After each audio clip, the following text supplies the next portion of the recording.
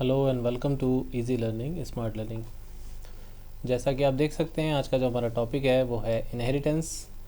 और inheritance object oriented programming का बहुत ही इम्पोर्टेंट फीचर है।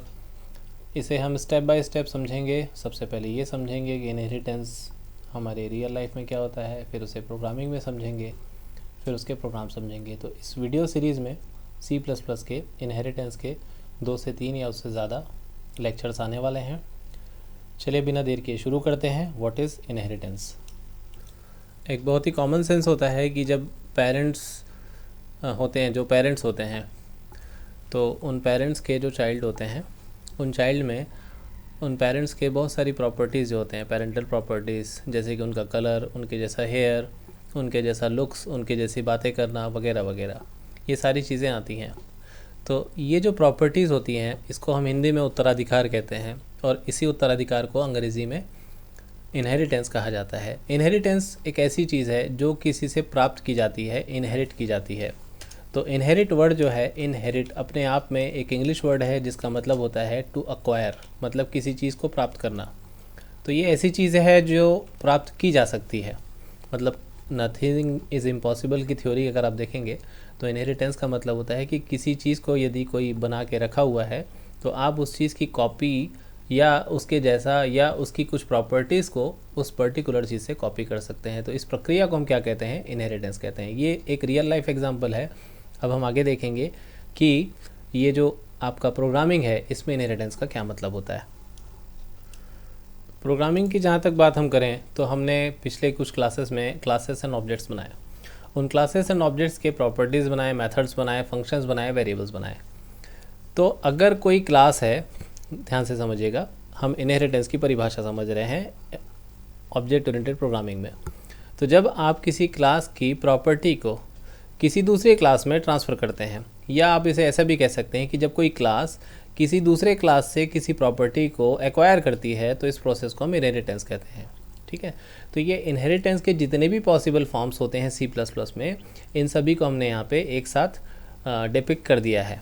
तो अब आप एक एक करके सभी चीज़ों को समझते जाइए। इन सभी का प्रोग्रामिंग एग्जाम्पल हम 1 बाय 1 देखते जाएंगे। अगर कोई एक क्लास दूसरी क्लास को इनहेरिट कर रही है तो इसे सिंगल इनहेरिटेंस कहा जाता है। बहुत ही सिंपल है।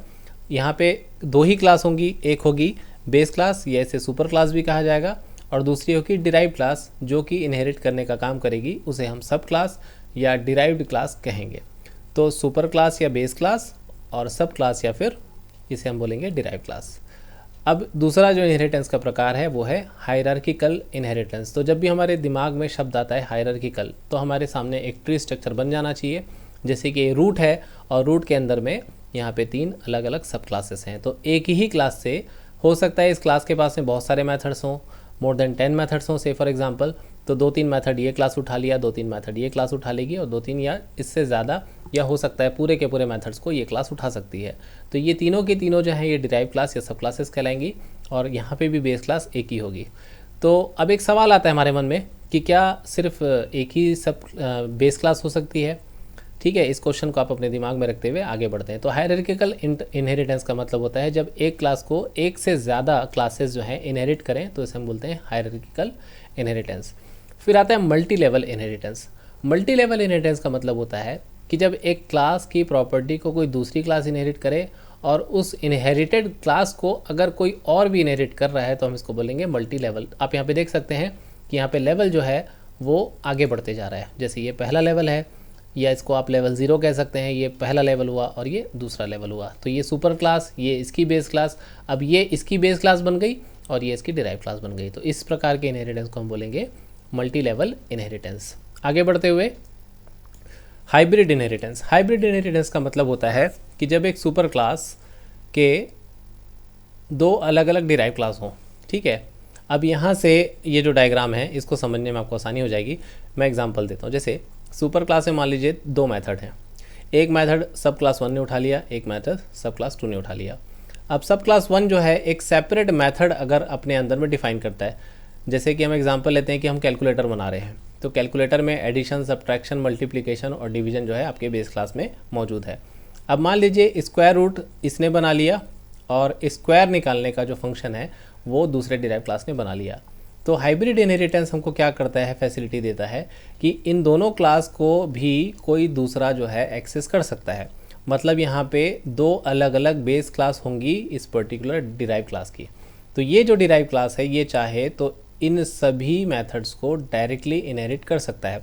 तो ये चाहे तो सुपर क्लास से भी ले सकता है, चाहे तो इस क्लास से भी ले सकता है, और चाहे तो इस क्लास से भी ले सकता है। तो इसका मतलब हुआ कि ये एक तरीके से मिक्सचर ऑफ इनहेरिटेंस है, इसलिए इस मिक्सचर को हम बोलते हैं हाइब्रिड इनहेरिटेंस।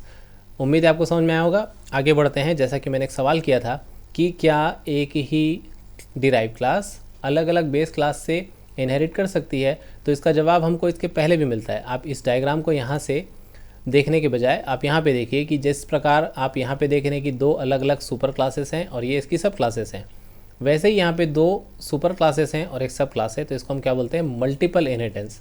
तो आपको कंफ्यूज नहीं होना है मल्टी लेवल में और मल्टीपल में। मल्टीपल का मतलब होता है कि जब आपके पास में एक से ज़्यादा सुपर क्लासेस हों जिसको डिराइव करने वाला सिर्फ एक ही डिराइव क्लास हो, तो उसे हम कहते हैं मल्टीपल इनहेरिटेंस। और जब आप एक क्लास को दूसरे डिराइव क्लास में और उस डिराइव्ड क्लास को फिर से किसी दूसरी क्लास के द्वारा इनहेरिट करें, तो उसको हम बोलते हैं मल्टी लेवल इनहेरिटेंस। तो इस डायग्राम को आपने समझ लिया, इसको आप अपने दिमाग में बसा लीजिए अच्छी तरीके से। ये इसका थ्योरेटिकल एक्सप्लेनेशन है और आपको डेफिनेशंस बहुत सारी बुक्स में मिल जाएंगी आसानी के साथ। मेरा काम था आपको समझाना इस लेक्चर में कि इनहेरिटेंस होता क्या है। नेक्स्ट लेक्चर में हम इनहेरिटेंस कैसे बनाते हैं और इनहेरिटेंस का पहला एग्जांपल से सिंगल इनहेरिटेंस से चालू करेंगे और कोशिश करेंगे कि इसे 2-3 लेक्चर में कवर अप करें। Thank you very much. अगले लेक्चर में मिलते हैं इनहेरिटेंस के प्रोग्राम के साथ में। सी यू। एक बात बोलना चाहूँगा कि इस वीडियो को शेयर करिए, ज़्यादा से ज़्यादा सब्सक्राइबर दिलवाइए और लाइक करिए अगर आपको वीडियो पसंद आया हो। सिंपल एक्सप्लेनेशन था। कोई सवाल हो तो नीचे कमेंट सेक्शन पे आप पूछ सकते हैं। Thank you very much.